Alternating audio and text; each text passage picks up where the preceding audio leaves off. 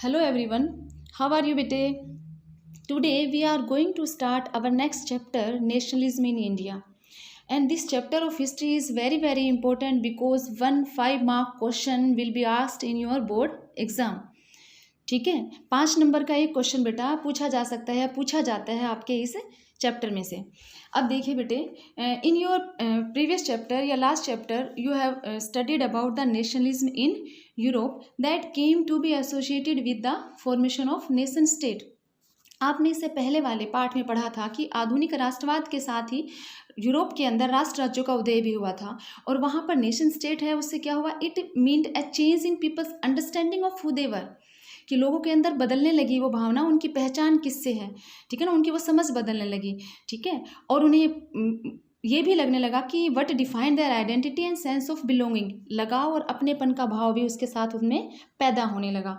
तो first of all हमें यहाँ ये देखना है कि व्हाट इज़ नेशनलिज्म, राष्ट्रवाद है क्या।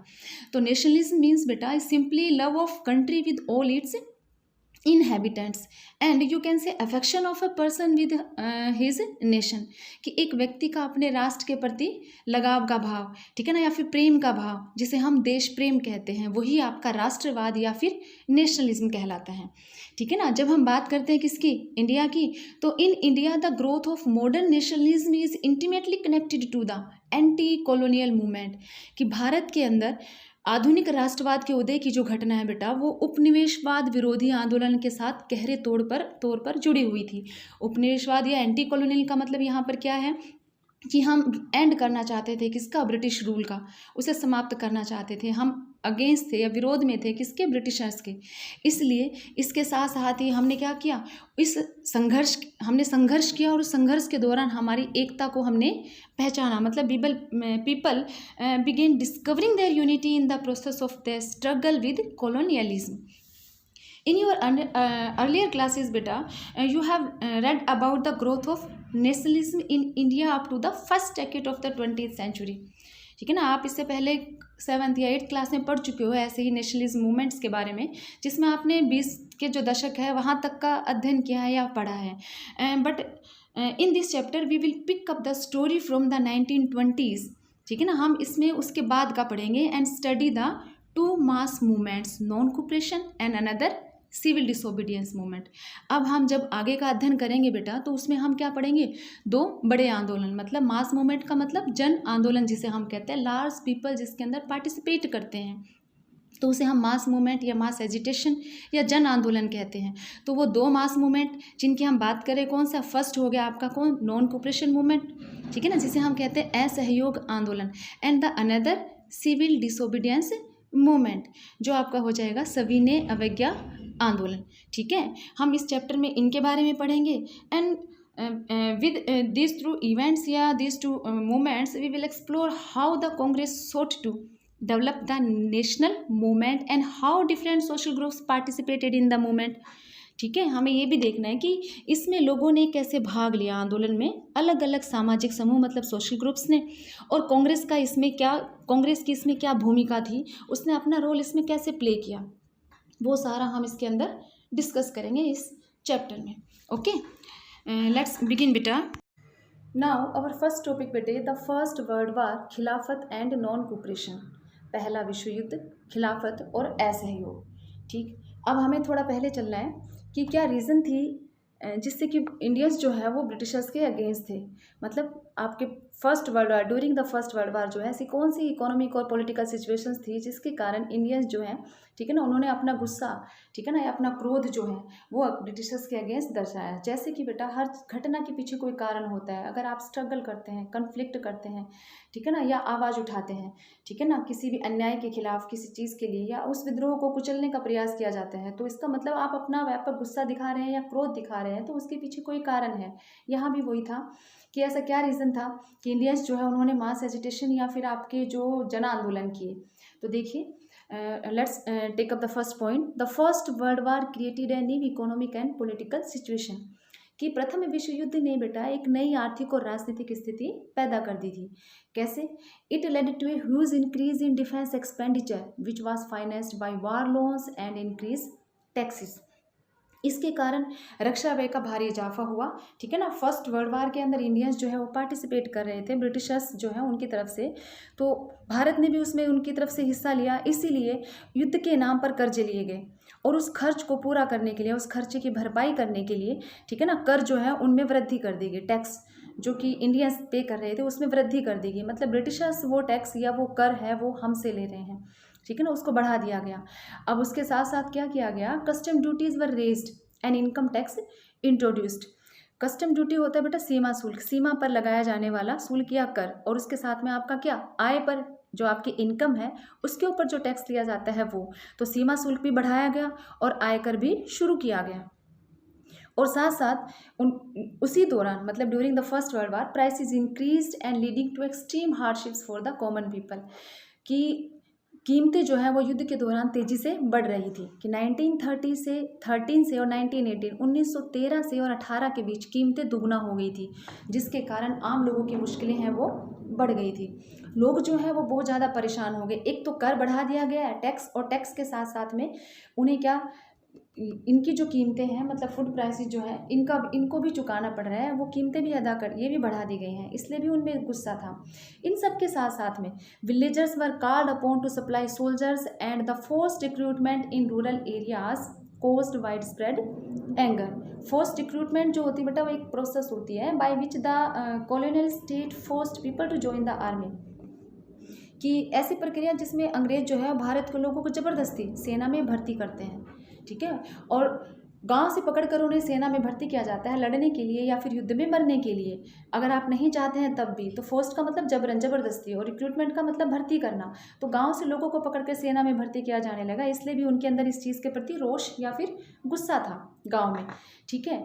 और इसके साथ साथ क्रॉप है वो फेल भी हो गई थी, crops fail in many parts of India, ठीक है, resulting in acute shortage of food, कि खाद्य पदार्थ जो है उनका भारी अभाव पैदा हो गया था। क्यों? क्योंकि बहुत सारे हिस्सों में फसल खराब हो गई थी। 1918, 19 और 1920-21 के दौरान देश के बहुत सारे हिस्सों में फसल खराब हो जाती है। जब चीज़ें कम होती तो ऑब्वियसली उनके प्राइस इंक्रीज़ हो जाते हैं, उनके पैसे या कीमत जो है वो बढ़ा दी जाती है। कुछ तो पहले ही बढ़ा दी गई थी, टैक्स भी हम पे कर रहे थे और ज़बरदस्ती भर्ती भी किया जा रहा है। और उसके साथ साथ एक काम ये, ठीक है, मतलब एक के बाद घटनाएं हैं वो घटती चली गई, जिससे कि हमारा क्रोध जो है वो भी उनके अगेंस्ट बढ़ता चला गया, रोष भी बढ़ता चला गया, ठीक। और इसके साथ साथ बेटे आपके महामारी फैल जाने के कारण बहुत सारे लोग मारे भी जाते हैं, जैसे आपके लास्ट पॉइंट में है कि 12 to 13 million people perished as a result of famines and the epidemics, ठीक है ना, कि आपकी उस वक्त जो महामारी है एपेडेमिक्स के कारण, उसमें 12 to 13 मिलियन, 1 मिलियन होता है आपके 10 लाख, इसका मतलब हो गया बेटा 120 से 130 लाख लोग युद्ध महामारी के दौरान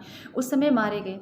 मतलब लोग बहुत ज़्यादा परेशान हो गए थे, ठीक है ना। अब उन्हें उम्मीद थी, पहले उन्हें उम्मीद थी कि युद्ध खत्म होने के बाद उनकी मुसीबतें कम हो जाएंगी, पर हम बात करें 1921 की, 1921 में भी ऐसा नहीं होता, उनकी मुसीबतें और बढ़ रही हैं। अब उन्हें ज़रूरत है एक ऐसे मसीहा या फिर एक ऐसे नायक की जो उनको इन मुसीबतों से छुटकारा दिलाए, जैसे आप मूवीज़ में, सीरियल्स में या स्टोरीज़ में देखते हैं, ठीक है ना, कि कहीं पर भी अन्याय होता है, अत्याचार होता है, तो एक नायक है या हीरो के रूप में किसी की एंट्री होती है, ठीक है ना, जो लोगों का साथ देता है, लोगों को जुटाता है, ठीक है ना, उस शासन के विरुद्ध लड़ने के लिए। तो बेटा यहाँ भारत में भी ऐसा ही था कि उस वक्त आपके महात्मा गांधी जी की एंट्री होती है, जो महानायक के रूप में उभर कर सामने आए।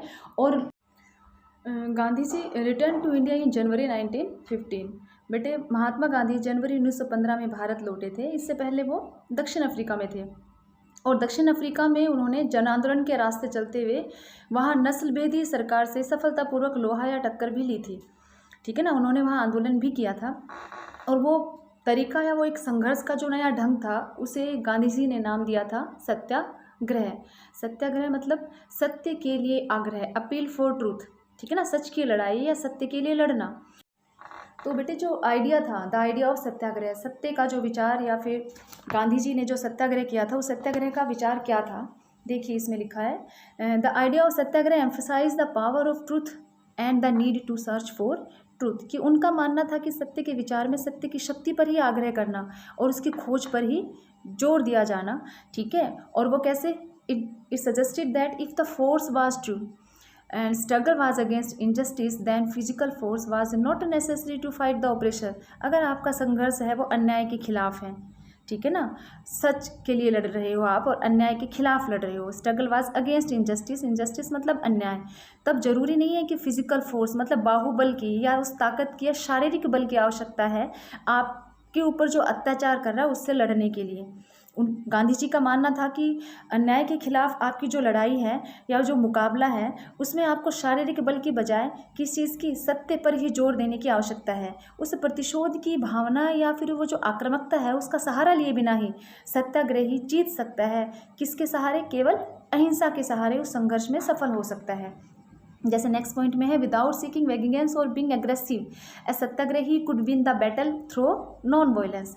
ठीक है ना, वेगेंस का मतलब यहाँ पर है प्रतिशोध और एग्रेसिव का मतलब आक्रामकता, कि आक्रामकता का या फिर उस प्रतिशोध का सहारा, ठीक है ना, लिए बिना ही, या फिर हम ये कह सकते हैं कि सत्य के रास्ते पर चलकर भी, ठीक है ना, हम अपनी जो संघर्ष है उसको जारी रख सकते हैं। और इसके लिए गांधी जी ने माना कि by this struggle truth was bound to ultimately triumph, कि इससे सत्याग्रही जो है वो अवश्य ही उस सत्याग्रह के अंदर उस व्यक्ति की या सत्याग्रही की अवश्य ही जीत होती है, मतलब उसकी विजय या जीत निश्चित है, सत्य की जीत। और गांधी जी का विश्वास ये भी था कि अहिंसा का यह धर्म सभी भारतीयों को एकता के सूत्र में बांध सकता था। ठीक है ना, बिलीव करते थे दैट द धर्म of non violence could unite all Indians.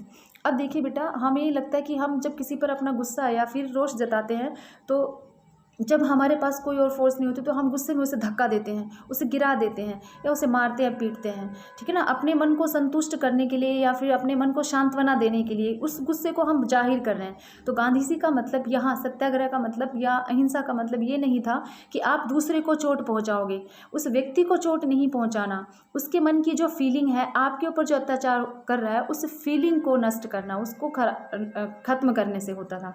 ठीक है ना, कि वो मानते थे satyagraha is not physical force, a satyagrahi does not inflict pain on the adversary, कि इसका मतलब शारीरिक बल ना होकर अपने शत्रु को कष्ट पहुंचाना भी नहीं है, अपने शत्रु का विनाश नहीं चाहते थे।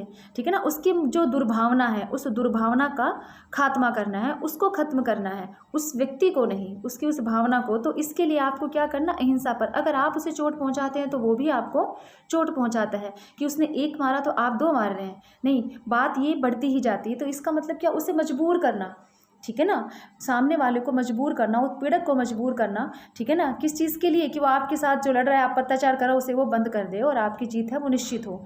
इसलिए गांधी जी का मानना था कि पैसिव रेसिस्टेंस जो है, मतलब निष्क्रिय जो प्रतिरोध जो है, ठीक है ना, वो वेपन है या हथियार है किसका, कमज़ोरों का। कि कमज़ोर व्यक्ति जो होते हैं, जिनके पास कोई रास्ता नहीं होता है, दुर्बल जो व्यक्ति होते हैं, वही आपके ऐसे फिजिकल फोर्स जो है उसको अडोप्ट करते हैं, मानते हैं अपने आप को शांत करने के लिए। इसलिए हमें यहाँ पर क्या, अहिंसा के रास्ते चलना है, सत्य के रास्ते पर चलना है। इसलिए सत्य जो है बेटा, या जिसे हम कह रहे हैं satyagraha, is pure soul force, truth is the very substance of the soul. ठीक है ना, सत्याग्रह वो शुद्ध आत्मबल है, वही आत्मा का आधार होता है सत्य। इसलिए बल को सत्याग्रह का नाम दिया उन्होंने, कि आत्मा से ज्ञान हमेशा लेस होती है। इसलिए हमें क्या करना है, सत्य के रास्ते पर चलना है, किसके सहारे, नॉन वायलेंस, अहिंसा के। देखो बेटा, अब हमें हमारे चैप्टर के हीरो मिल गए, ठीक है, इसलिए हम क्या है, लड़ने के लिए तैयार हैं। किस चीज़ की लड़ाई, सच की लड़ाई। ठीक है, हम लड़ रहे हैं सत्य की लड़ाई, जिसे हम कह रहे हैं सत्याग्रह। और किसके अगेंस्ट लड़ रहे हैं, हमारा जो शत्रु है या ऑपरेशर है वो कौन है, ब्रिटिशर्स। तो चलो लड़ाई शुरू करते हैं, किसके साथ, नायक महात्मा गांधी जी के साथ। गांधी जी जैसे ही भारत आने उसके बाद सत्याग्रह शुरू करते हैं, तो बेटा उन्होंने कई सत्याग्रह मूवमेंट है वो ऑर्गेनाइज्ड किए भारत में, और अलग अलग मतलब विभिन्न स्थानों के ऊपर। और उनका जो पहला जो आंदोलन था, सत्याग्रह आंदोलन या सत्याग्रह मूवमेंट, वो था आपका बेटा 1916 में चंपारण बिहार में। बिहार के चंपारण जो है, ठीक है ना, उस इलाके में उन्होंने दौरा किया और वहाँ पर उन्होंने मूवमेंट किया। किस चीज़ के लिए, लोगों को प्रेरित भी किया, to inspire the peasants to struggle against the oppressive plantation system. उस वक्त जो बागान व्यवस्था चल रही थी, दमनकारी बागान व्यवस्था, उसके खिलाफ किसानों को संघर्ष के लिए प्रेरित किया। मतलब हमें लड़ने के लिए तैयार भी गांधी जी ने किया, कि हमें अपनी लड़ाई, सच की लड़ाई को लड़ना है। क्योंकि उस वक्त आपने पहले की कक्षाओं में भी पढ़ा होगा, 9th में भी पढ़ा है, कि ब्रिटिशर्स जो हैं वो लोगों को फोर्स करते थे, किसके लिए, इंडिगो मतलब नील लगाने के लिए। तो जो इंडिगो प्लांटर्स थे, ठीक है ना, वो अपनी मर्जी से अपने खेत पर अनाज या फिर दालें नहीं लगा सकते थे, कोई भी फूड क्रॉप या फिर पल्सीज, और वो लगाना चाहते थे। इसकी बजाय उसे उन लोगों को ब्रिटिशर्स मजबूर करते थे किस चीज़ के लिए, कि वो वहाँ पर नील इंडिगो ही लगाएं, क्योंकि उस वक्त वर्ल्ड में इंडियन इंडिगो मतलब भारतीय नील जो है उसकी बहुत ज़्यादा डिमांड थी, क्योंकि उसमें लस्टर या चमक बहुत ज़्यादा थी, ठीक है ना। इसलिए यूरोपियन कंट्रीज जो हैं वो डिमांड करती थी इंडियन इंडिगो की। इसलिए लोगों को, इंडियंस को मतलब मजबूर किया जाता था किस चीज़ के लिए, इंडिगो प्लांटेशन के लिए, कि वो नील की खेती करें। तो गांधी जी ने लोगों को इसके लिए तैयार किया, इस संघर्ष के लिए, और वहाँ सत्याग्रह आंदोलन किया। इसके बाद, ठीक है ना, गांधी जी जहाँ पहुँचते हैं कहाँ पर, खेड़ा डिस्ट्रिक्ट ऑफ गुजरात में 1917 में। और वहाँ पर जो उनका मूवमेंट था, उन्होंने जो ऑर्गेनाइज किया मूवमेंट, वो था बेटा टू सपोर्ट द पीजेंट्स, कि वहाँ के किसानों के पक्ष में, ठीक है ना। क्यों? क्योंकि गुजरात की जो खेड़ा जिला था वहाँ पर फसल खराब हो जाती है, और प्लेग की महामारी के कारण, ठीक है ना, किसान जो है वो ऋण नहीं चुका पाते, लगान जिसे हम रिवेन्यू बोलते हैं। इसलिए उस क्रॉप फेलियर के कारण या प्लेग एपेडमिक के कारण peasants of Kheda could not pay the revenue and were demanding that revenue collection be relaxed, कि जो उन्हें उसके ऊपर लगान चुकाना है या लगान की जो वसूली उसमें ढील दी जाए, समय या फिर कम किया जाए। क्योंकि वो जिस चीज़ के ऊपर लगान दे रहे हैं वो तो है ही नहीं ना, कि उन्हें लगान है वो किसके ऊपर देना है, उनकी क्रॉप्स पर, और उनकी क्रॉप्स तो फेल हो गई हैं। तो ये भी क्या, उनकी उस सच की लड़ाई के लिए गांधी जी ने उनको भी मोटिवेट किया, ठीक है ना। और मोटिवेट करने के साथ साथ क्या, उनको सपोर्ट भी दिया कि वो ऑर्गेनाइज करें सत्याग्रह, ठीक है ना, या सत्य के लिए मुहिम चलाएं। अब देखिए अब चलते हैं एक और तीसरा। अब गांधी जी धीरे धीरे, ठीक है ना, एक और मूवमेंट लॉन्च करते हैं, और ये था आपका बेटा 1918 में, 1918 में गांधी जी जहाँ पहुँचते हैं अहमदाबाद, ये भी कहाँ, गुजरात में, ठीक है ना, to organise the satyagraha movement among cotton mill workers. उस वक्त जो आपके कॉटन मिल वर्कर्स थे, मतलब आपके सूती कपड़ा जो कारखानों में जो मजदूर थे, उनके भी सत्याग्रह आंदोलन चलाते हैं। क्यों? क्योंकि उनके जो वर्किंग आवर्स हैं वो ज़्यादा थे, और उनकी वेजेस है लो थी, मजदूरी कम, और बहुत ज़्यादा काम के या कार्य के या पाली जो घंटे थे वो बहुत ज़्यादा लंबे समय तक उनसे काम करवाया जाता था। तो उसमें भी वो रिलैक्सेशन चाहते थे, ठीक है। इसलिए वहाँ पर भी उन्होंने सत्याग्रह आंदोलन शुरू किया। मतलब बेटा 3 हो गए, 1916 Champaran Bihar, then 1917 Kheda district of Gujarat, और फिर 1918 अहमदाबाद में, गुजरात में ही। ये 3 आपके सत्याग्रह आंदोलन थे जिसमें गांधी जी ने अहिंसा के बल पर, ठीक है ना, मतलब जिसमें सामने वाले शत्रु को मजबूर करना है हथियार डालने के लिए, मार पिटाई या फिर चोटिल नहीं करना, ठीक है ना, ऐसे हथियार के बल पर या फिर ऐसे मानसिक बल के आधार के ऊपर उन्होंने ये लड़ाइयाँ लड़ी और लोगों को इसके लिए प्रेरित किया था। तो ये आपके 3 मूवमेंट थे।